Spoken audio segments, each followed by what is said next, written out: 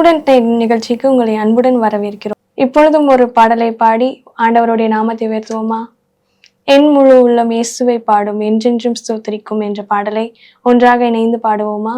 என் முழு உள்ளம் இயேசுவை பாடும் என்றென்றும் ஸ்தோத்திரிக்கும், அவர் செய்த நன்மைகள் யாவையும் சொல்லி என் உள்ளம் என்றென்றும் போற்றும். என் முழு உள்ளம் இயேசுவை பாடும் என்றென்றும் ஸ்தோத்திரிக்கும், அவர் செய்த நன்மைகள் யாவையும் சொல்லி என் உள்ளம் என்றென்றும் போற்றும். ஆத்துமா பாடிடுதே ஆத்துமனேசர் இயேசுவையே, ஆத்துமா பாடிடுதே ஆத்துமனேசர் இயேசுவையே, துதித்திடும் என்னுள்ளம் என்றும் போற்றிடும் என்னுள்ளம் என்றும், துதித்திடும் என்னுள்ளம் என்றும் போற்றிடும் என்னுள்ளம் என்றும். தாழ்மையுள்ள உள்ளம் தேவனையே பாடும், பாடி பாடி மகிழ்ந்திருக்கும், வாழ்வு தந்த தேவனை வாழ வைக்கும் ராஜனை வாழ்த்தி பாடி மகிழ்ந்திருக்கும். தாழ்மையுள்ள உள்ளம் தேவனையே பாடும், பாடி பாடி மகிழ்ந்திருக்கும், வாழ்வு தந்த தேவனை வாழ வைக்கும் ராஜனை வாழ்த்தி பாடி மகிழ்ந்திருக்கும். ஆத்துமா பாடிடுதே ஆத்துமனேசர் இயேசுவையே, ஆத்துமா பாடிடுதே ஆத்துமனேசர் இயேசுவையே, துதித்திடும் என்னுள்ளம் என்றும் போற்றிடும் என்னுள்ளம் என்றும், துதித்திடும் என்னுள்ளம் என்றும் போற்றிடும் என்னுள்ளம் என்றும். சிறகுகளாலே என்னை மூடிக்கொண்டார், செட்டைகள் அணைத்து கொண்டார், வீரனின் கண்ணியில் சிக்கிடாது காத்திட என்னை சுற்றி வேலி அடைத்தார். சிறகுகளாலே என்னை மூடிக்கொண்டார், செட்டைகளால் அணைத்து கொண்டார், வேடனின் கண்ணியில் சிக்கிடாது காத்திட என்னை சுற்றி வேலி அடைத்தார். ஆத்துமா பாடிடுதே ஆத்துமனேசர் இயேசுவையே, ஆத்துமா பாடிடுதே ஆத்துமனேசர் இயேசுவையே, துதித்திடும் என்னுள்ளம் என்றும் போற்றிடும் என்னுள்ளம் என்றும், துதித்திடும் என்னுள்ளம் என்றும் போற்றிடும் என்னுள்ளம் என்றும். எல்லாரும் இருக்கிற இடத்துல கண்களை மூடி ஆண்டவரை கொஞ்ச நேரம் நாம் சேர்ந்து ஆராதிக்கலாமா? முழு இதயத்தோடு நம்ம ஆண்டவரை ஆராதிக்கலாம். அவர் நமக்கு செய்த நன்மைகளை நினைத்தவர்களாக எல்லாரும் சேர்ந்து பாடுவோமா? முழு இதயத்தோடு உம்மை துதிப்பேன் உன்னதமானவரே,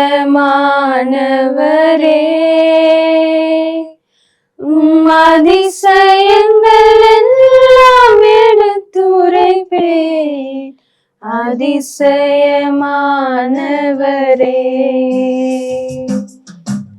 முழு இதயத்தோடு உம்மை துதிப்பேன் உன்னதமானவரே,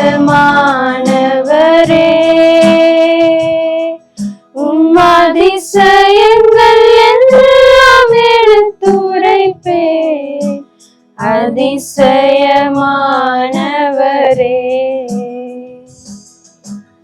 உன்னதமானவரே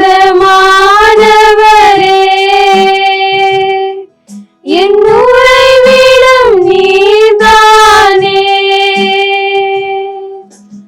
உன்னதமானவரே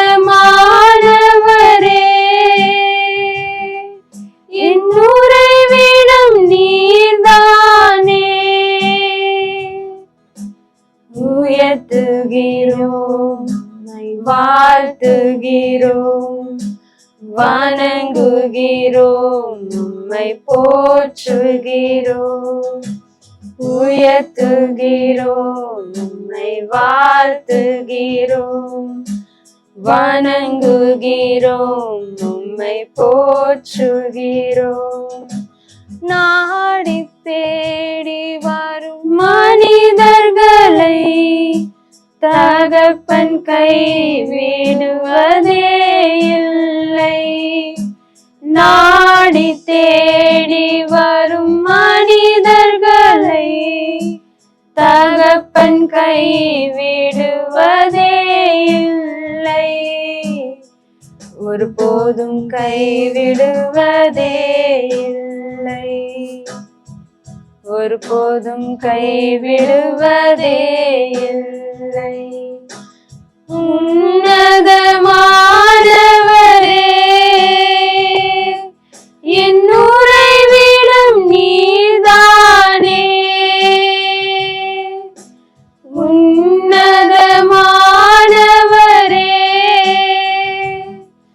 என் உறைவிடம் நீதானே.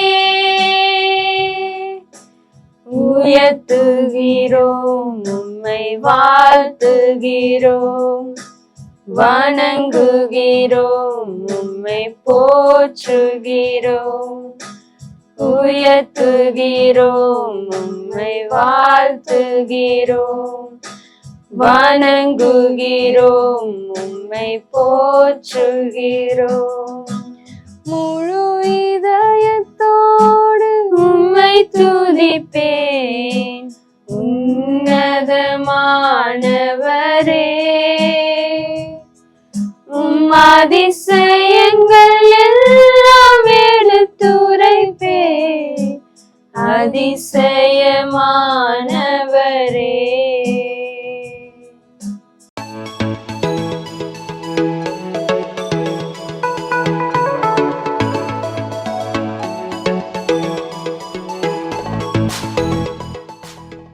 ஆண்டவரும் இரட்சகருமாகிய இயேசு கிறிஸ்துவின் நாமத்தினாலே மாணவ கண்மணிகள் யாவருக்கும் அன்பின் நல்வாழ்த்துக்கள்.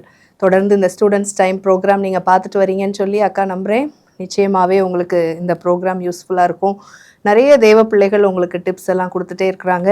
இன்றைக்கி ஆண்டவர் நமக்கு கற்றுத்தரப்போகிற டிப்ஸ் என்ன அப்படின்னா, நோ பார்ஷியாலிட்டி. ஓகே, நீங்கள் நினைக்கலாம், நாங்கள் ஸ்டூடெண்ட் ஸ்டேஜில் என்னக்கா பார்ஷியலாக நடந்துக்கிட போகிறோம், நாங்கள் யாருக்கு பாரபட்சமாக ஒருதலை பட்சமாக நாங்கள் நடந்துக்கிட போகிறோம், நாங்கள் எல்லார்ட்டையும் ஃப்ரெண்ட்ஸாக தான் இருக்க போகிறோம், நாங்கள் எல்லார்ட்டையும் நல்லா தான்க்கா பழகுவோம் அப்படின்னு நீங்கள் சொல்லலாம். ஆனால் ஒருவேளை நீங்கள் அந்த பார்ஷியாலிட்டி இஷ்யூனால் பாதிக்கப்பட்டவங்களாக இருக்கலாம். நீங்கள் அப்படி செய்யாட்டி கூட அப்போ அதை எப்படி அணுகணும், அதற்காக நீங்கள் என்ன செய்யணும் அப்படின்றத நான் ஒரு சின்ன டிப்பாக சொல்லணும்னு சொல்லி நினைக்கிறேன். இன்னொன்று, எதிர்காலத்தில் நீங்கள் தலைவர்களாக உருவாக போகிறீங்க. இப்போ நீங்கள் கற்றுக்கொள்கிற காரியங்களை இருதயத்தின் ஆழத்தில் பதித்து கொண்டீங்கன்னா எதிர்காலத்தில் இதெல்லாம் நம்ம செய்யணும் செய்யக்கூடாதுன்னு சொல்லி நீங்கள் தெரிந்து கொள்ள முடியும். பாருங்கள், நீதிமொழிகள் 18:5 போட்டிருக்கு, வழக்கிலே நீதிமானை தோற்கடிக்கிறதற்கு துன்மார்க்கனுக்கு முகதாட்சணியம் பண்ணுவது நல்லதல்ல. அப்படின்னா என்ன அர்த்தம்? ஒரு விஷயம் இருக்குது, ஒரு இஷ்யூ, அது ஒரு டிஸ்பியூட், ஓகே, ஒரு வாக்குவாதமான ஒரு சூழ்நிலை. அதில் 2 பேர், ஒருத்தர் நல்லது செஞ்சவங்க, இன்னொருத்தர் சரியாக நன்மை செய்யாதவங்கன்னு வச்சுக்கோங்க. நன்மை செய்யாதவங்களுக்கு சப்போர்ட் பண்ணுறதுக்காக அவங்களுக்கு ஃபேவர் பண்ணி நீதியாக நன்மை செஞ்சவங்கள தோற்கடிக்கிறது நல்லதில்லை அப்படின்னு இந்த வசனம் சொல்லுது. அப்போ உங்களோட ஃப்ரெண்ட்ஷிப் சர்க்கிளில், ரிலேட்டிவ் சைடு, படிக்கிற இடங்களில் அல்லது வீட்டுக்கு அருகாமையில், வீட்டுக்குள்ளேயே கூட நீங்கள் என்ன செஞ்சிடக்கூடாது, சும்மா கேஷுவலாக பேசும்போது கூட நம்ம ஃப்ரெண்டு அவங்களுக்கு சப்போர்ட் பண்ணணும் அப்படின்னு சொல்லி அவங்க தப்பு செஞ்சாலும் சப்போர்ட் பண்ணிவிட்டு உண்மை செய்தவர்களுக்கு நீங்கள் மாறுதரமாக ராங் ரிப்ளை கொடுத்துடக்கூடாது. ரொம்ப கவனமாக நிதானமாக நீங்கள் சரியான தீர்ப்பை கொடுக்கறதுக்கு சின்ன வயசுலேருந்தே பழகணும். ஏன் அப்படின்னா, ஹூ நோஸ், நீங்கள் இன் ஃப்யூச்சர் ஒரு பெரிய ஜட்ஜாக ஆண்டவர் உங்களை கொண்டு வரலாம், ஒரு நியாயாதிபதியாக அநேக காரியங்களை டீல் பண்ணி நீதி சொல்லுகிற ஒரு தலைமைத்துவத்தில் நீங்கள் வைக்கப்படலாம். அப்போ நீங்கள் என்ன செய்யணும், இப்போதுலேருந்தே கற்றுக்கிடணும், நான் யாருக்காகவும் எந்த சூழ்நிலையிலையும் முகதாட்சண்யம் பாத்திரக்கூடாது, ஃபேவர் பண்ணிடக்கூடாது. சில நேரங்களில் பைபிளே எழுதியிருக்கு, அந்த favour of god and men சிலருக்கு கிடச்சிருக்கும் ட்ரிமெண்டஸாக.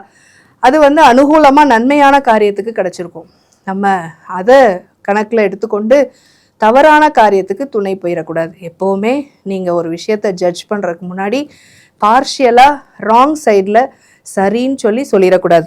நீதிமொழிகள் 11 இவ்விதம் சொல்லப்பட்டிருக்கு, கள்ளத்தராசு கர்த்தருக்கு அருவருப்பானது, சுமுத்திரையான நிறைக்கல்லோ அவருக்கு பிரியம். ஆண்டவருக்கு எதெல்லாம் பிரியம்னு நம்ம தேடி வாசிச்சோன்னா நிச்சயமாக இந்த மாதிரி காரியங்களெல்லாம் நீங்கள் கற்றுக்கொள்ளலாம். எப்போவுமே என் ஃப்ரெண்டு செஞ்சால் சரி, என்னோட பிரதர்ஸ் சிஸ்டர்ஸ் செஞ்சால் சரி, என் பிள்ளைங்க செஞ்சால் சரி அப்படின்னு பேசிட்டோன்னா அது ஆண்டவருக்கு ரொம்ப அருவருப்பானதான். யாராக இருந்தாலும் இதுதான் தீர்ப்பு, இதன்படி நடங்க, அப்படி இல்லைன்னா அது பனிஷ்மெண்ட்டுக்குள்ளாகும். அதனால் கவனமாக இருங்கன்னு சொல்லி எச்சரிக்கணும், வாய்ப்பு கொடுக்கணும். அப்படியும் அவங்க திருந்தலைன்னும் போது நார்ம்ஸ் படி என்ன ஆக்ஷனோ அதை எடுக்க வேண்டியிருக்கும். அதனால் ஆண்டவருக்கு பிரியமாக அவருக்கு முன்பதாக இந்த வயசுலேயே ஒரு தீர்மானம் எடுத்துக்கோங்க. என்கிட்ட என்ன இருக்கக்கூடாது, பார்ஷியாலிட்டி இருக்கக்கூடாது. எப்போவுமே நான் அன்பயாஸ்டாக என்னுடைய சொல்யூஷன்ஸை நான் கொடுக்கணும், ஜட்ஜ்மெண்ட்டு என்னுடையது நீதியாக இருக்கணும் அப்படின்னு சொல்லி ஒரு முடிவு எடுத்துக்கோங்க. May god bless you.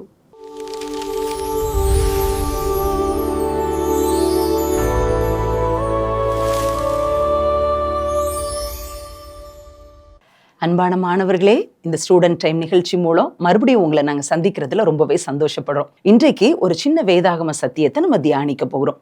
நமக்கு யோசேப்பு அண்ணனை குறித்து எத்தனை பிரசங்க கேட்டாலும் சலிக்கவே செய்யாது பாருங்களேன். அத்தனை காரியங்களை யோசேப்பு அண்ணன்கிட்ட இருந்து நம்ம கற்றுக்கலாம். நமக்கு எப்பயுமே யோசேப்பு அண்ணன் மாதிரி வாழ்க்கையில உயர்வான இடத்துல இருக்கணும் அப்படின்னு சொல்லி நமக்கு ஆசை இருக்கும்.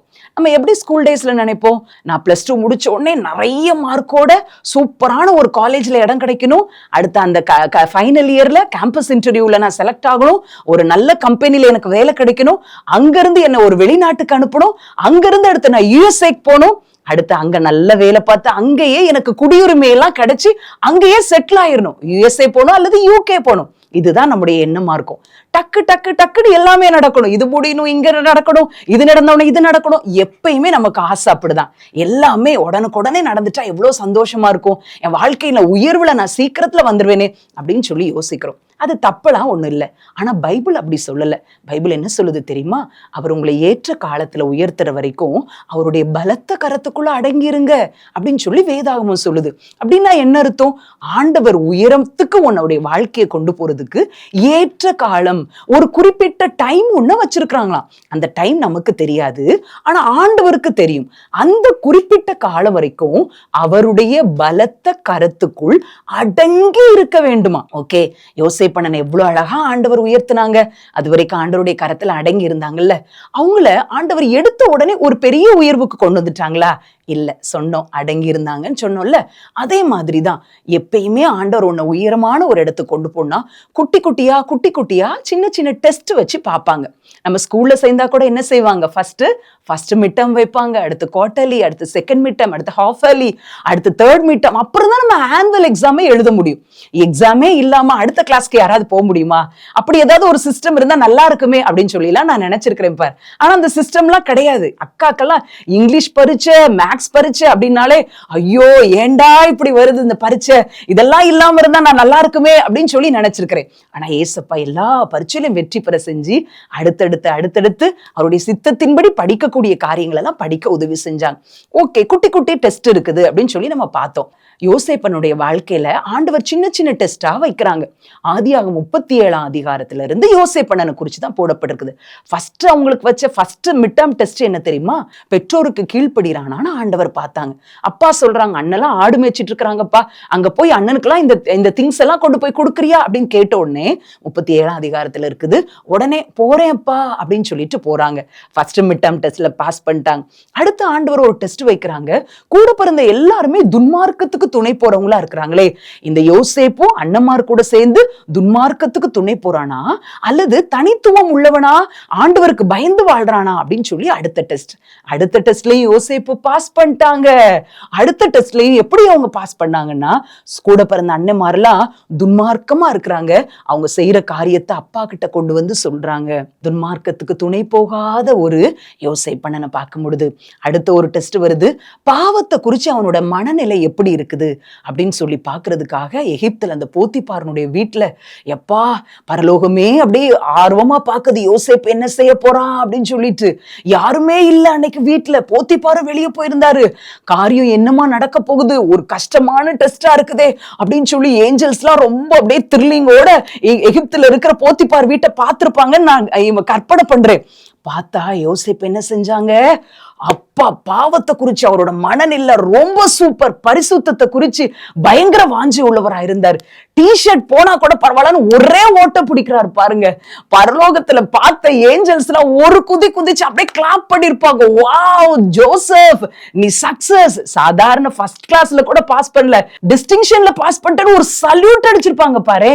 யோசேப்புக்கு ஆண்டவர் இத்தனை டெஸ்ட் வச்சாங்க. அடுத்து இன்னொரு டெஸ்ட் இருந்துச்சு. உபத்திரவத்துல எப்படி இருக்கிறான், முறுமுறுக்கிறானா, யார் மேலேயாவது பழிய போடுறானா, யாரையாவது குறை சொல்லிக்கிட்டே இருக்கிறானா, நான் ஜெயிலுக்கு வர்றதுக்கு இதுதான் காரணம்னு சொல்றானா அப்படின்னு அவனோட கேரக்டரை ஆண்டவர் டெஸ்ட் பண்ணி பார்த்தாங்க. ஜெயில இருக்கும்போது அவரோட கேரக்டர் எப்படி இருந்துச்சு தெரியுமா? எல்லாரும் கேட்டாங்க, ஏன்பா நீ ஒரு எகிப்தியன் மாதிரியே இல்லை, எப்படி எகிப்திய சிறைக்கு வந்த அப்படின்னு கேட்டிருப்பாங்க. அதுக்கு சொன்னாரு, நான் எபிரேய தேசத்திலிருந்து களவாய் கொண்டு வரப்பட்டேன். போத்திபாரோட மனைவியை அவமானப்படுத்தல, அவங்கள குறை சொல்லல, தன்னோட 10 பிரதர்ஸ் கூட இருந்தாங்கல்ல பெஞ்சமின் தவிர மத்த எல்லாரையும், இவங்கெல்லாம் எனக்கு இப்படி துரோகம் பண்ணிட்டாங்க அப்படி கூட சொல்லல, யாரையும் குறை சொல்லல, முறுமுறுக்கல, களவாய் கொண்டு வரப்பட்டேன் அப்படின்னு சொல்லி சிம்பிளா அழகா யாரையும் முறுமுறுக்காம யாரையும் குறை சொல்லாம சொல்ற காரியம். இதுலயும் டிஸ்டிங்ஷன்ல பாஸ் பண்ணிட்டாங்க. இதெல்லாம் பார்த்த ஆண்டவர் யோசேப்பை உயரத்துக்கு உயர்த்தினாங்க. யோசேப்புடைய எண்ணம் எல்லா இடத்துலயும் சென்டர் ஆஃப் அட்ராக்ஷனா இருக்கணும் நம்ம அப்படிங்கிற எண்ணமே இல்லை. போத்திபாரோட வீட்டுல நம்ம தான் சென்டர் ஆஃப் அட்ராக்ஷனா இருக்கணும், அழகுள்ள வாலிபன்னு போட்டிருக்குது. ஆனா அவர் அப்படி இருந்ததா? இல்லவே இல்லை. ஒரு அடிமையை போல எல்லா காரியத்தையும் செஞ்சார். எங்க போனாலும் அவர் சென்டர் ஆஃப் அட்ராக்ஷனா இருக்கக்கூடிய லெவல்ல தான் அவருடைய கேரக்டரா இருக்கட்டும், அவருக்கு ஆண்டவர் கொடுத்த தாளந்துகளா இருக்கட்டும், அவருடைய ரூபமா இருக்கட்டும், அவருடைய அழகா இருக்கட்டும், எல்லாம் அப்படிதான் இருந்துச்சு. ஆனா சென்டர் ஆஃப் அட்ராக்ஷனா இருக்கணும்னு யோசேப்புக்கு ஆசை இல்லை. அதனால ஆண்டவர் அவரை சென்டர் ஆஃப் பிளெஸ்ஸிங்கா மாத்தினாரு. முழு உலகத்தினுடைய கண்ணு யோசேப்பை பார்க்குது. அவ்வளோ உயர்ந்த அதிபதியா அவர் உயர்ந்திருக்கும் போது எல்லாரும் மஞ்சப்பை, சாக்கு பை எல்லாத்தையும் கொண்டு வந்து யோசேப்புடைய முகத்தை பார்த்தாங்க. அன்பான வாலிப தங்கச்சி, தம்பி, உன் கூட ஏசப்பா பேசுறாங்க. சென்டர் ஆஃப் அட்ராக்ஷனா நான் இருக்கணும் காலேஜ்ல அப்படிங்கிற எண்ணெல்லாம் வேண்டாம். ஏசப்பாவை நம்முடைய கவனம் ஈர்க்கணும். அழகா ஒரு பாட்டு வந்ததுல, பரலோக கவனத்தை ஈர்க்க வேண்டுமே அப்பா உன் கண்களில் கிருபை வேண்டுமேன்னு அழகா பாடணும்ல. ஐயோ எவ்வளோ காட்ஸ் பிரசன்ஸை கொண்டு வந்த சாங் இல்ல. அதே போலதான் என்னுடைய ஆசை, சுற்றி இருக்கிறவங்களை நான் கவரணும் அப்படிங்கிற எண்ணம் நமக்கு இருக்கக்கூடாது.